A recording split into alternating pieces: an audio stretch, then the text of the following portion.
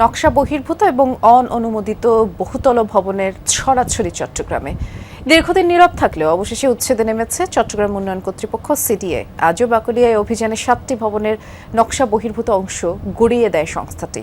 অনিয়মের দায়ে 34.5 লাখ টাকা জরিমানা করা হয় ভবন মালিকদের। পাশের ভবনের বিরুদ্ধে অভিযোগ করতে গিয়ে শেষ পর্যন্ত অভিযোগকারীর নিজের ভবনেরও অনিয়ম ধরা পড়ে।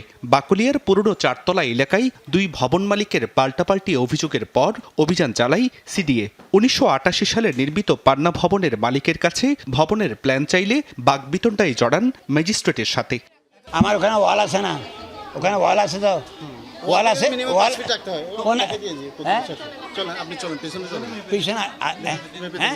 পিছনে পিছনে দেখছি ওয়াল, ওখানে 5 ফিট আমি তো দেখি নাই।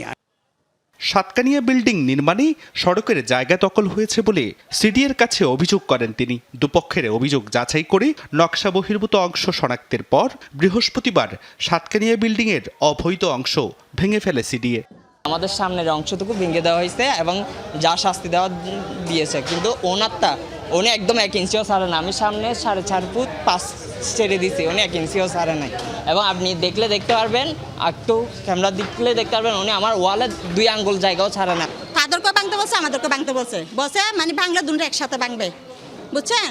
এখন হঠাৎ করে এসে দিয়ে এগুলো এরকম হয়ে গেছে, ওনরা থেকে ডাকছে, ওনরা যায় নাই, হঠাৎ করে এসে এটা ভাঙতেছে দেখতেছি। এর আগে কল্পলুক আবাসিক এলাকায় অভিযান চালিয়ে 6টি ভবনের নকশা বহির্ভূত বর্ধিত অংশ গুড়িয়ে দেয় সিডিএ। একটি ভবন সিলগালা করার পাশাপাশি বিভিন্ন অনিয়মের দায়ে 34,50,000 টাকা জরিমানা আদায় করা হয়। অনাদায়ে কারাদণ্ড দেওয়া হয় 2 জনকে।